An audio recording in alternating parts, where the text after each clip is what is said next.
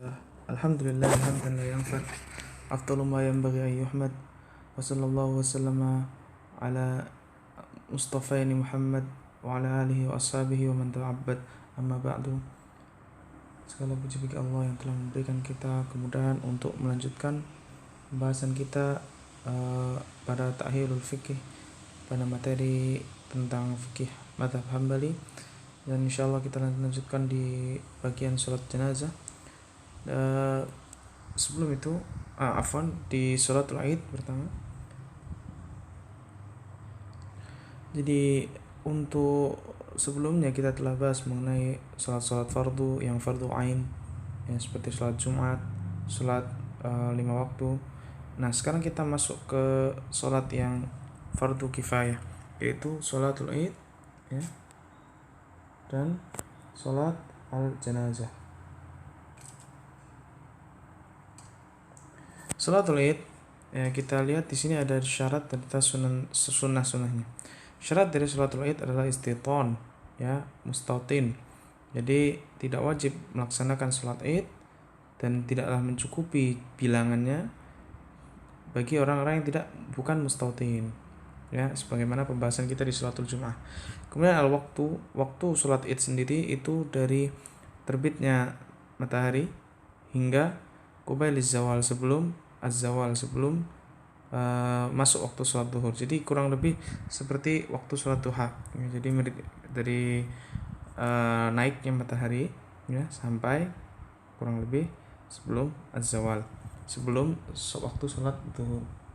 Kemudian syarat selanjutnya adalah jamaah, harus memenuhi 40 orang. Ya, kalau kurang dari itu maka tidaklah wajib melaksanakan sholatul Id. Kemudian sunnah-sunnahnya, ya, sunnah-sunnah dari sholatul Id adalah yang pertama makan, ya, al-aklu qabla sholati Idul Fitr. Jadi untuk sunnah sendiri, untuk sholat Idul Fitri itu disunahkan untuk makan terlebih dahulu. Adapun untuk sholat Idul Adha maka disunahkan untuk makan setelah sholat bagi orang yang orang yang berkurban. Jadi, dan disunahkan juga makan dari bagian yang dia masak, bagian kurbannya. Jadi seandainya seorang itu berkurban kambing, maka dia sebaiknya dianjurkan untuk makan dari kambing yang telah disembelih, kambing dia yang telah disembelih. Jadi dia tunggu dulu sampai kambing dia disembelih, ya, tentunya jika tidak sampai doror, ya. Artinya kalau sudah kelaparan, ya, ini lain cerita. Tapi sunnahnya adalah tunggu dulu sampai kambing disembelih, kemudian ambil bagian yang paling mudah, ya, misalnya bagian hati, kemudian langsung dimasak dan dimakan. Nah, itu adalah sunnah dari sholatul Id yang pertama. Kemudian yang kedua adalah al-ightisal wa tajammul, ya, itu mandi kemudian berhias, ya, supaya kita menghadap Allah dengan hay'ah atau bentuk yang paling baik. Kemudian disunahkan dalam sholatul Id itu di lapangan, di sohro yang dekat, ya, jadi tidak perlu jauh-jauh, tapi kita usahakan yang dekat, ya, supaya kita mudah untuk berjalan menuju ke lokasi sholatnya, karena disunahkan nanti jalan, ya, kita berjalan, tidak perlu menggunakan kendaraan kecuali memang tidak terjangkau. Kemudian at-takbir wal masyi' ilaiha. Jadi disunahkan untuk bertakbir, ya, sepanjang perjalanan dan, ya, berjalan tidak menggunakan kendaraan. Kemudian qiraatul a'la wal ghasyiyah, ini dalam salatnya, disunahkan untuk membaca surat al-a'la dan surat al-ghasyiyah.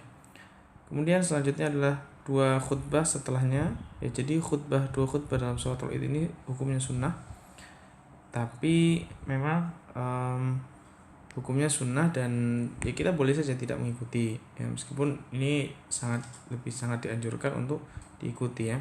Artinya gini, kita ketika mendengar kata sunnah bukan berarti ya sudah kita boleh tinggalkan, tapi mindsetnya harus dirubah, bahwasanya ketika kita meninggalkan sunnah maka sebenarnya kita sedang kehilangan sesuatu, ya. Kita kan nggak mau kehilangan, ya, semua orang tidak ada yang mau kehilangan, maka diusahakan untuk tidak sampai kehilangan dari sunnah-sunnah yang ada.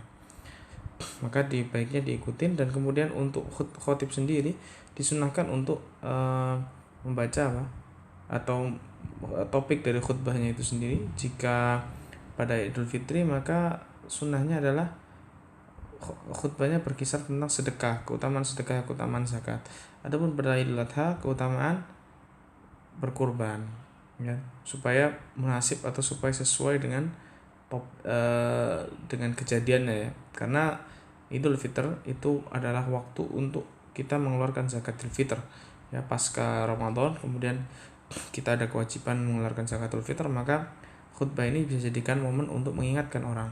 Dan dalam mazhab Hambali sendiri, sebagaimana yang telah singgung, yang pernah kita singgung sebelumnya atau barangkali belum pernah, yaitu waktu dari zakatul fitr itu sendiri itu sampai selesai hari itu, ya. Jadi selama hari Id itu masih ada, ya, sebelum maghrib, ya, pada hari Id itu, maka masih boleh mengeluarkan meskipun makruh hukumnya. Adapun yang afdol adalah malamnya, dan jais ketika sebelum sholat, ya. Jadi kurang lebih seperti itu. Nanti akan ada rinciannya di babul zakat.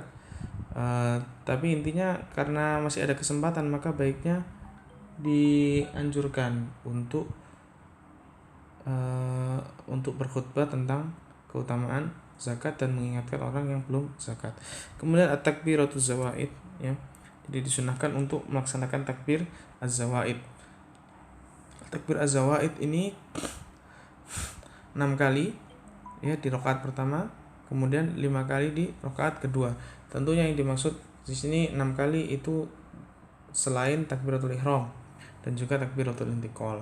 Jadi tidak dihitung, ya. Takbiratul ihram itu tidak dihitung sebagai takbir, ya. Kemudian mukhalafatut thariq, ya, orang yang berjalan melalui suatu jalan ketika berangkat itu dianjurkan untuk melewati jalan yang lainnya. Selanjutnya adalah sholatul janazah. Sholatul janazah itu hukumnya sebagaimana kita telah singgung sebelumnya, itu fardu kifayah. Nah, fardu kifayah di sini artinya wajib bagi sebagian orang untuk melaksanakan sholatul janazah, ya. Tidak boleh sampai ditinggalkan, karena kalau ditinggalkan maka seluruh muslimin berdosa. Fardunya atau rukunnya, ya, dari sholatul janazah ini adalah yang pertama al-qiyam, yaitu berdiri, ya. Kemudian takbiratul arba, ya, bertakbir 4 kali. Kemudian al-fatihah, ya, al-fatihah, membaca surat al-fatihah di fi raqatil awal, fi ar-raq'ah al-ula, ya, di rakaat pertama. Kemudian as-shalatu ala nabi, salawat kepada nabi. Ini boleh pakai salawat ibrahimiyah atau salawat yang paling sederhana juga nggak salah, ya. Jadi ini pada rakaat kedua, ya, fi ar-raq'ah ats-tsaniyah. Kemudian da'watul mayyit, ya, berdoa untuk mayit di rakaat ketiga, rakaat ats-tsalitsah. Kemudian as-salam, ya, melaksanakan salam setelah takbir yang keempat. Afwan, ya, ini mungkin kurang tepat kalau disebut rakaat, tapi fit takbir, ya. Jadi takbiratul arba kan tadi rukunnya adalah dia bertakbir 4 kali. Setelah takbir yang pertama baca al-fatihah, takbir kedua baca sholawat ala nabi, takbir yang ketiga baca doa untuk mayit, takbir yang keempat, setelah takbir yang keempat maka langsung salam satu kali, ya, salam 1 kali. Jadi bukan assalamain, bukan salam 2 kali, tapi salam 1 kali. Itu yang sunnah atau yang rukun, afwan, di mazhab Hambali. Adapun mazhab lain tentunya ada perbedaan, tapi tidak kita perpanjang di sini. Kemudian at-tartib, tentunya harus tertib, ya. Jadi kalau kita pernah sholat jenazah di Saudi, di situ assalam itu sekali saja, dan ketika setelah takbir keempat itu langsung salam, jadi nggak ada jeda. Beda kalau di Indonesia mazhab Syafi'i itu masih ada jeda untuk berdoa, ya. Nah, kemudian sunnah dari sholatul janazah itu imam berdiri, ya, ketika di lokasi imam berdiri di mana? Kalau laki-laki itu di dada, dan kalau perempuan itu di bagian tengah.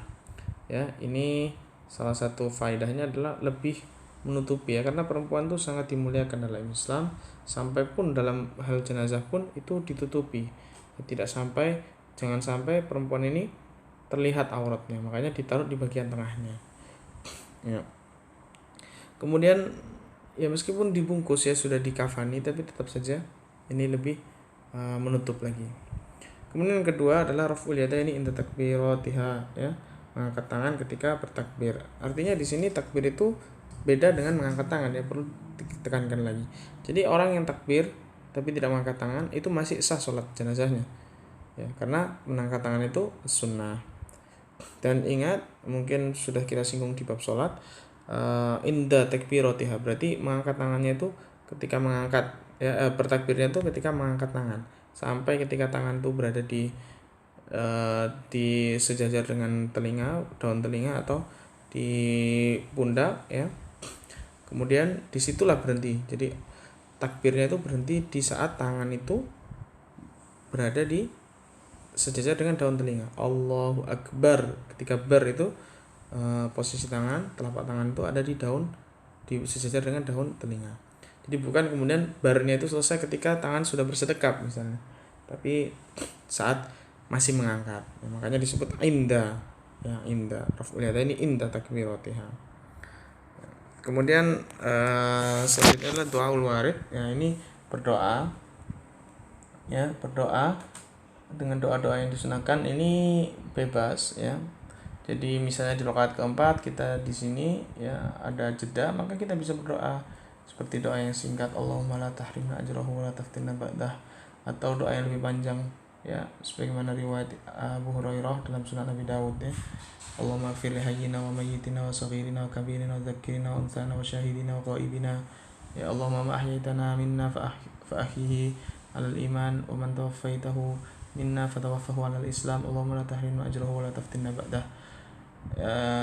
Ya, kurang lebih yang doa-doa yang sunnah seperti itu boleh diucapkan ketika setelah takbir yang keempat, atau kalau takbir yang ketiga masih ada waktu, ya boleh juga. Ini karena tergantung, kan biasanya sholat jenazah itu sangat singkat karena para jamaah itu ingin cepat untuk segera menguburkan, ya, jadi ini disesuaikan saja. Kemudian yang selanjutnya adalah ma yushra'u tujahul mayyit, ya, apa yang disyariatkan kepada mayit, ya. Ada dua hal, yaitu sesuatu yang wajib dan sesuatu yang sunnah. Sesuatu yang wajib itu secara ringkas ada ghusl atau mandikan, takfin mengkafani, as-sholat mensolatkan, kemudian ad-dafn menguburkan. Nah, kesemuanya ini ada tata caranya yang lebih rinci dibahas di kitab-kitab fikih, ya. Misalnya al-ghusl itu kanan dulu, ya, kemudian diberikan air nanti air campuran daun bidara dan lain sebagainya, itu ada pembahasannya lebih rinci. Namun di sini yang disinggung hanyalah qadar al-mujzinya saja, kadar minimalnya dari memandikan mayit itu adalah at-ta'mimu badanihi bil ma'i marratan biniyah, ya. Jadi mengguyurkan mengguyurkan air itu ke seluruh badannya, ya, sekali dengan niat. Jadi kalau seorang berniat kemudian mengguyurkan badannya, ya, sekali dengan air, selesai sampai bersih. Artinya kalau misalnya masih ada keluar kotoran maka diulang lagi. Makanya di antara hal yang disunahkan dalam mayit itu nanti kayak meletakkan sesuatu yang berat di perutnya, ya, tentunya dengan lembut, supaya apa? Supaya kotoran itu keluar, ya, kotoran yang masih ada di perut itu bisa keluar. Nah, itu dibersihkan dulu baru kemudian dimandikan. Kemudian yang kedua adalah takfin, ya. Takfin ini mengkafani, yang kadar minimal adalah dengan satu kain, ya, yang bisa menutupi seluruh badannya. Jadi kalau sunnahnya kan kita ketahui, ya, mungkin, ya, kalau laki-laki itu 3 kain, kalau wanita itu 5. Kemudian nanti ada tata caranya, bagaimana menekuknya, bagaimana ini ditumpuk di atas ini dan sebagainya, ya. Tapi minimalnya adalah ada pakaian yang bisa langsung menutupi seluruhnya, itu sudah cukup. Kemudian as-sholat, ya, sebagaimana telah kita singgung sebelumnya. Kemudian ad-dafn atau menguburkan, ya, menguburkan itu minimal adalah sampai badan itu tidak terlihat, tidak sampai kayak dimakan oleh hewan-hewan ya. Jadi di bawah tanah yang mana tidak sampai dimakan oleh hewan-hewan yang melata ya. Artinya secara zahir saja ya. Kalau hewannya menggali itu urusan lain, tapi secara umum tidak sampai dimakan. Kemudian ini apa? Juga tidak sampai memberikan mudarat pada manusia dengan baunya. Jadi artinya ya mungkin misalnya dikuburnya sedalam 20 cm misalnya, mungkin tidak sampai dimangsa oleh hewan ya, tapi baunya ya, itu sampai memudaratkan manusia yang lewat gitu misalnya. Nah, berarti kurang dalam. Jadi artinya tidak ada batasan kedalaman harus sekian ya, tapi ya secara praktik saja minimal 2 hal itu harus dipenuhi ya, tidak sampai artinya aman dari hewan, kemudian yang kedua tidak sampai keluar baunya ya sampai memudaratkan manusia. Kemudian mayusan ya, untuk yang disunahkan sendiri yang ketika dalam sakitnya itu datuhu, yaitu mengunjunginya ya, mengunjungi orang yang sakit ya. Hakul muslim alal muslim khamsah, hak muslim terhadap muslim lainnya ada 5, salah satunya datul marid ya, mengunjungi orang yang sakit.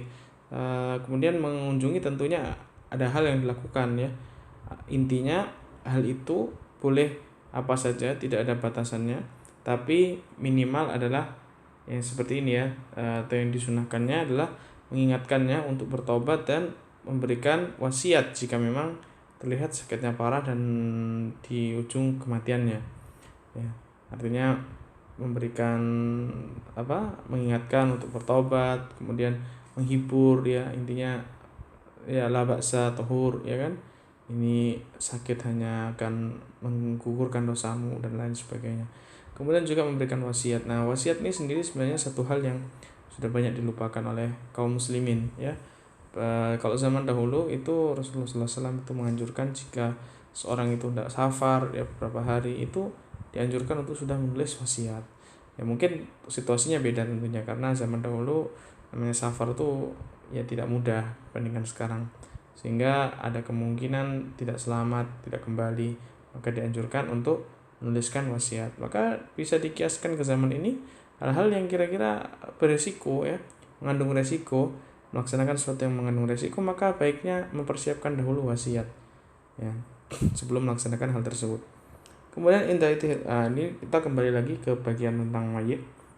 Ketika seorang itu sudah menjelang wafat atau sakaratul maut, maka yang harus dilakukan atau yang disunahkan dilakukan untuk adalah pertama membasahi tenggorokannya, karena konon orang yang sakaratul maut itu akan merasa sangat haus ya, sehingga kita ringankan penderitaannya itu dengan membasahi tenggorokannya dengan air, artinya diusap-usap ya supaya agak dingin sehingga dia tidak terlalu merasa kehausan. Kemudian yang selanjutnya adalah tandiyatu syafatai ya, jadi dibasahi mulutnya itu, bibirnya itu dibasahi dengan air ya, ini kurang lebih sama ya, faedahnya sama, jadi supaya lebih meringankan, karena kalau misalnya disuruh minum nggak bisa sudah minum, malah bisa jadi dia lebih cepat meninggalnya kalau minum, karena nafasnya mungkin sudah nggak bisa lagi ya, dia menelan atau yang sebagainya. Jadi cuma diusap-usap aja, bibirnya diberikan basah-basah supaya dia meringankan beban dia ketika sedang mengalami sakaratul maut. Kemudian talqinuhu bisyahadah, jadi memberikan talqin atau membimbing ya untuk mengucapkan syahadat. Yang perlu diingat di sini, syahadat tuh yang lengkap ya, la ilaha illallah. Jika seorang itu sudah mengucapkan syahadat sekali, maka tahan, stop, jangan sampai dia mengucapkan hal-hal lain ya. Di saat misalnya ada seorang yang mengalami sakaratul maut, kita membimbing syahadat la ilaha illallah, dia sudah bisa mengucapkan la ilaha illallah, selesai sudah, jangan diajak ngomong ya, sudah diam saja cukup, istilahnya sudah diamkan saja, intinya jangan berkata apa-apa, jangan sampai intinya orang ini mengucapkan hal-hal yang lain, Karena kita mungkin telah tahu ya hadis, maka akhiru kalamihi la ilaha illallah dakhalal jannah. Ya, siapa yang akhir dari perkataannya adalah la ilaha illallah masuk surga. Maka kita mengharapkan bahwasanya orang ini bisa masuk surga ketika dia akhir dari perkataannya ketika sakaratul maut itu mengucapkan kalimat tauhid. Adapun kalau misalnya dia kemudian tidak sengaja mengucapkan hal yang lain, ya, contohnya la ilaha illallah kemudian sudah mengucapkan sakit, nah maka dibimbing lagi, dibimbing, pokoknya akhir dari perkataannya itu la ilaha illallah. Itu yang kita usahakan. Semoga Allah mewafatkan kita semua ya dengan kalimat tauhid di akhir hayat kita, dan Allah masukkan kita ke dalam surganya. Selanjutnya adalah taujihul kiblah, menghadapkannya ke kiblat, ya.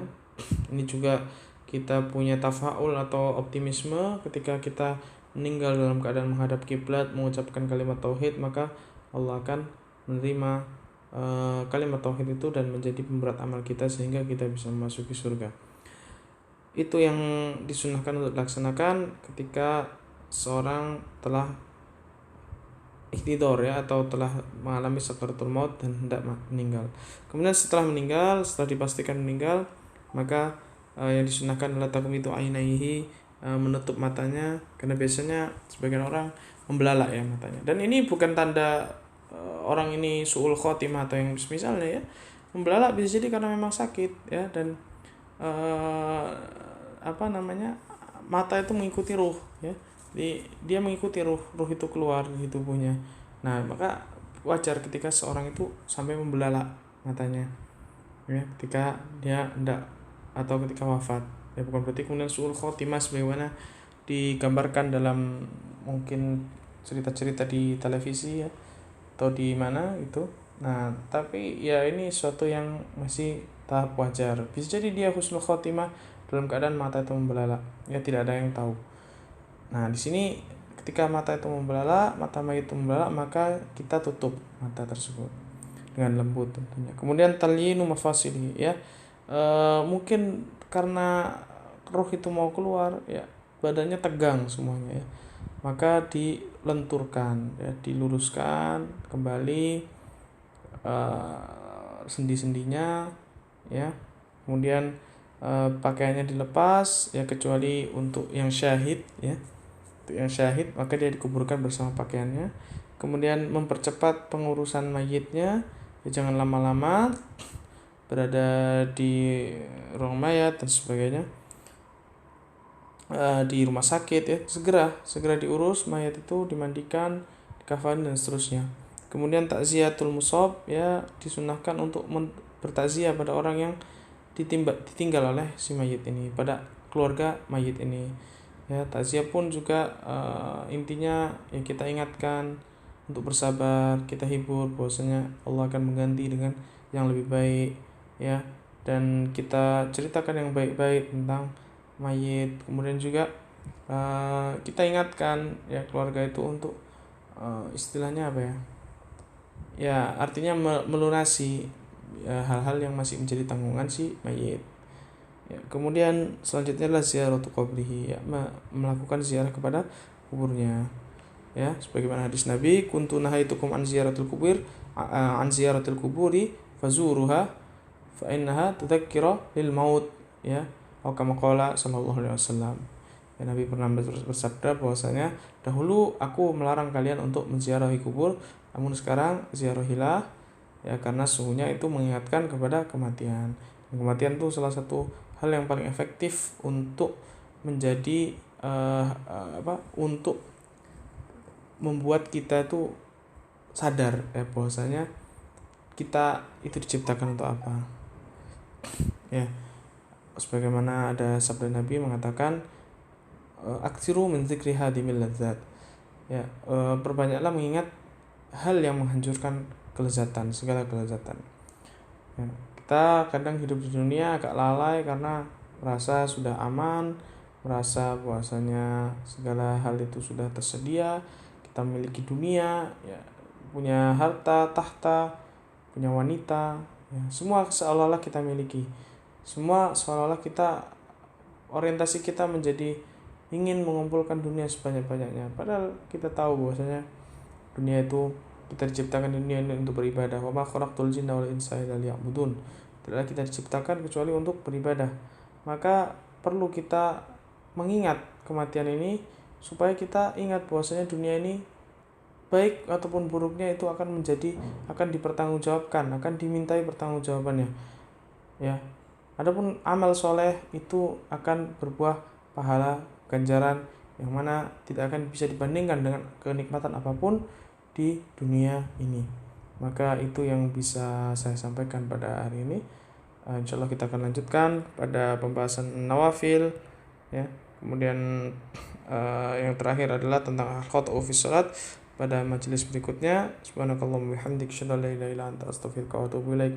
Assalamualaikum warahmatullahi wabarakatuh.